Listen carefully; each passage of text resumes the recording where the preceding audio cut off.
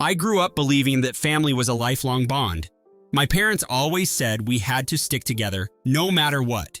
When I was little, it comforted me. I felt safe knowing they'd protect me if things got rough. But as I got older, I realized their concept of sticking together was more about draining every resource I had. They believed I owed them for raising me. It started small. They asked for help with groceries or gasoline. Then it escalated. Within a few years of landing my first stable job, I found myself sending them regular, mandatory money. They framed it as my duty, reminding me how they'd sacrificed for me during childhood. That guilt weighed heavily, so I complied. Each month, I wired an amount that steadily grew. I paid for their bills, their minor home repairs, and even some extravagant hobbies. They never said thank you. Instead, they treated it like a tax I was obligated to pay. I lived in a tiny apartment, barely affording my own needs, while they dined at fancy restaurants or went on weekend trips. Any protest I voiced was met with accusations of ingratitude and threats of cutting me off. I endured that dynamic for 12 long years. My friends asked why I allowed it. To them, it seemed absurd that an adult would systematically bankroll their parents without question, but they didn't understand the emotional blackmail embedded in every conversation. My parents hammered home that I'd be nothing if not for their sacrifice. They reminded me of how they struggled when I was a child. It felt impossible to argue. Whenever I considered stopping, I'd imagine them in dire straits and feel guilty again, so I continued. Yet, deep down, I longed for a way out of that cycle. Eventually, I got promoted, earning a better salary. I decided to funnel that into savings rather than increase their stipend. That was my first real act of defiance. They noticed, of course. My mother called, furious that I hadn't upped their monthly amount. I calmly said I needed to invest in my future. She called me selfish, spat out an entire lecture on filial duty, and slammed the phone down. That night, I realized I was trapped in a toxic obligation. Still, I continued paying them the same sum because the thought of fully cutting them off felt too daunting. Over the next few years, I saved diligently. My career advanced, and I was able to put away a decent amount. When the real estate market presented a good deal, I jumped on it. I bought my first house, a 3-bedroom in a safe neighborhood. I'd never felt so proud. My parents, however, viewed my purchase as an affront. The day I told them, they demanded I send an even larger sum, claiming that if I could afford a house, I could certainly increase their money. I refused. That conversation ended in a screaming match and abrupt disconnections from them. They went silent for a while, which I found both unnerving and liberating. I finally felt free to enjoy my new home without the constant drip of demands. I focused on renovations, turned one room into a home office, and settled into the neighborhood. My life felt surprisingly calm. Then, out of nowhere, my mother called with devastating news. My father was diagnosed with a serious illness. She claimed they needed a huge amount for his treatment, insisting that I sell the house to cover expenses. The dread in my gut told me I was about to face another war. I didn't doubt the diagnosis. My father's health had been declining for a while, though he always waved off concerns. But my mother's solution felt extreme and manipulative. I asked why they couldn't use their insurance or tap their savings. She claimed there was no insurance and they had no savings left. Then she reminded me of my duty to family. I refused to sell my house. I offered a more modest sum, stating that was all I could spare. She exploded, screaming about my callousness and threatening to disown me if I didn't put my parents first, as always. I hung up, shaking from anger and frustration.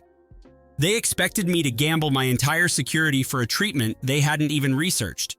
If I sold my house, I'd be right back to living paycheck to paycheck, or worse. I felt trapped again, but this time, I knew I couldn't cave. Over the next week, they bombarded my phone with messages and calls. Some were manipulative pleas, others were outright abuse. My father managed to leave a weak-voiced voicemail about how disappointed he was in me. My mother wrote paragraphs of guilt-laden text. I blocked them both for my sanity. For a while, it was quiet. I went about my life, focusing on my job and settling into the new house. Then I got a knock on my door. I opened it to find both parents standing on my porch. My father looked unwell, but not on the brink of death. My mother had that glare she always wore when she wanted something. They demanded to come in, so I let them. The moment they sat, the barrage began. Tears, accusations, appeals to family loyalty. I refused again. They ranted about how I was ungrateful and how I'd betrayed them. I calmly explained that I'd done my part for 12 years. I'd paid them every month, sacrificed my own comfort, and now I had to protect my future. They refused to accept that. My father dramatically clutched his chest, proclaiming he might not survive if I didn't pay for his treatment. My mother shrieked that I was sentencing him to die. I reminded them I'd already offered a smaller amount and that they should look into loans or government assistance. That enraged them further. They stormed out, threatening to return every day until I changed my mind. I felt sick. They kept their promise. Each morning, I'd wake up to them hammering on my door, demanding entry. Sometimes I stayed quiet. Other times, I told them to leave. They refused. They sat on my steps for hours, hurling insults. My neighbors became concerned. One even asked if I needed help. I tried calling local authorities for advice, but they said as long as my parents weren't harming anyone or breaking property, there wasn't much they could do. It escalated when my mother started screaming about how I was a terrible daughter, enough for half the neighborhood to hear. I snapped. I swung the door open, marched outside, and told them they had 5 seconds to leave or I'd call the police. My father tried to guilt me again, repeating that he was dying. I told him I'd help find a hospital willing to offer payment plans, but I wasn't going to ruin my life for their planning. My mother called me a monster. I held up my phone and started dialing. She panicked, tried to reason, but I was done. They left, shouting that I'd regret my cruelty. I locked the door, collapsed on the couch, and burst into tears.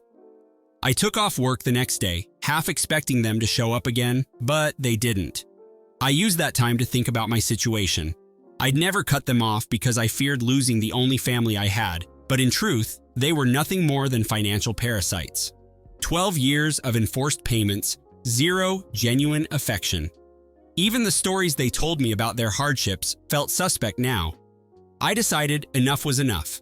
I drafted a letter to them stating I was permanently ceasing all financial support, that I refused to sell my house, and that this was final. I sent it via certified mail, ensuring there'd be proof they received it. After that, I blocked them everywhere. Days passed in uneasy silence. A part of me worried they'd escalate again. Another part felt a strange calm, as if I'd finally reclaimed my life. Then I got a call from a relative I barely knew. She said my mother was telling everyone I had abandoned them in their hour of need. That relative asked if I really intended to let my father die. I was furious. Clearly, my parents were broadcasting lies to shame me into compliance. I declined. I told her a condensed version of the truth. I'd been supporting them for over a decade, they felt entitled to my savings, and now they demanded I sell my home. She was stunned. She admitted she'd only heard my mother's sob story. We ended the call on a polite note, but I felt my blood boiling. My parents were turning extended family into their flying monkeys, yet no one offered to help pay for Dad's treatment. They just pressured me. This was classic emotional manipulation, designed to guilt trip me. I resolved to remain firm and not give in again. A week later, my parents showed up at my front door once more. This time, they brought suitcases, claiming they had nowhere else to go because they'd spent all their funds trying to pay for partial treatments and living expenses. My father moaned in pain, acting like he could collapse any second. I asked if they'd pursued any official assistance. My mother dodged the question. She demanded I let them move in until Dad recovered. I refused again. Their jaws dropped. Then came the yelling, name-calling, cursing. I warned them to leave, but they refused. So I dialed the police. Officers arrived, and I explained the situation. My parents tried to spin it as a family disagreement, but the cops were firm. I said I didn't want them on my property, and they had to leave. They begged the officers to force me to let them stay, but that request was obviously denied. My mother started crying, telling the officers I was abandoning them. The officers told her there was nothing they could do unless a crime had been committed. Eventually, my parents collected their suitcases and left under police escort. I felt a giant weight lift from my shoulders. That incident changed something in me. I realized that they wielded their parenthood as a weapon, but I wasn't a child anymore. They had no power over me except what I allowed. So I decided to dismantle their campaign. First, I posted my own version of events on social media, explaining my 12 years of financial support, their demands, and how they insisted I sell my home. I didn't name-call or rant. I stuck to facts. The relatives who'd been told I was abandoning them suddenly had a much clearer picture. Some apologized, others remained staunchly on my parents' side. Then I contacted a few agencies to see what healthcare options might exist for them. I figured I'd share the information. If Dad was genuinely sick, then resources existed beyond draining my life. I compiled a list of community programs, charities, and state provisions for low-income medical support. I emailed it to my parents with a short note. I suggest you explore these. I will no longer fund your lifestyle. Of course, they never responded. It was never about genuine help. It was about controlling me. But I felt better knowing I'd done more than enough to properly guide them. My mother kept spreading stories. One claimed I'd stolen their retirement funds. Another that I'd tricked them into signing away their assets. Ridiculous fabrications, but they found some believers. I blocked each liar on social media. A few cousins reached out to check the truth. They were shocked by my evidence of financial transfers and monthly statements. In the end, most people realized how twisted this situation was. My parents had been milking me for years, and now they wanted even more. It felt good to have the record set straight, though I knew my parents would never stop lying. About a month after that, I heard through the grapevine that my father had applied for government assistance. Apparently, it didn't cover everything, but it was a start. I felt relief that he might actually receive treatment. I also heard my parents were living with an elderly aunt. I felt bad for her, but there was nothing I could do. I refused to finance them anymore, no matter what story they concocted. That realization spurred my final act of revenge. I collected all my receipts, bank statements, and call logs proving their history of exploitation and filed them away safely. I wanted to be ready if they tried to sue me or spread worse rumors. Over the years, they'd threatened lawsuits for elder neglect or theft. If they ever attempted such nonsense, I'd be prepared. I also informed my workplace about the situation, just in case my parents tried something drastic there. My boss was sympathetic, and security was alerted to deny them entry if they showed up. That felt like the ultimate measure of how toxic they were. I had to warn my employer about my own parents, yet I wasn't going to let them destroy my livelihood too. Time passed. My father received enough care to stabilize him, though he'd never fully be healthy again. My mother kept spinning tales, but with my evidence out there, fewer people believed her. I stopped feeling anxious when the doorbell rang, stopped dreading phone calls from unknown numbers. Gradually, I found peace. I still had moments of anger remembering their audacity, but mostly, I felt relief. My finances improved, and I started living a life that wasn't overshadowed by their demands. The sense of freedom was incredible. I no longer felt obligated to bail them out of every crisis they manufactured. I also got engaged. My partner knew everything about my family, and we agreed on strict boundaries. My parents, of course, tried to contact my partner behind my back, but he blocked them. We planned our wedding without them. Some relatives called, asking if I'd exclude my parents. I said they were welcome to stay out of my life. If that meant missing my wedding, so be it. I refused to consider their feelings when they'd never cared about mine. My partner supported me wholeheartedly. I felt a twinge of sadness, but it was overshadowed by relief at my decision. On my wedding day, we had an amazing ceremony with close friends and supportive relatives. My parents were nowhere to be seen. I didn't waste a single thought on them until afterward, when I noticed a ranting message from my mother on my voicemail. She claimed I'd humiliated them, that everyone was judging me for not inviting my own parents. I deleted it. My wedding was perfect for me, and I wasn't going to let her ruin that memory. My father sent a text, demanding I reimburse them for the pain I'd caused. I blocked that number immediately as well. I never answered their calls or messages again. I changed my number, relying on a secure email for communication if necessary. But they never reached out in a constructive way. They wanted to continue their old game, and I refused to play. Over time, I felt a satisfying sense of vindication. I'd stood up for myself, shown them I wasn't a doormat anymore, and refused to be blackmailed. Sure, they still slandered me, but my life was healthier without them. People who mattered to me understood the truth. I offered no forgiveness. Their betrayal sealed their fate in my world. I looked back at the years of monthly payments, remembering how I struggled while they lived comfortably. They'd guilted me into paying for their luxuries, not just necessities. I recalled how they only showed love when money was involved. Seeing it clearly made me furious. My decision to cut them off completely was the best revenge I could wield. They'd lost their financial puppet, their scapegoat for every problem, and they no longer had leverage. Ironically, their attempts to coerce me only strengthened my resolve. I'd do it all again, just to make sure they couldn't keep stealing from me. When people ask if I regret not forgiving them, I say absolutely not.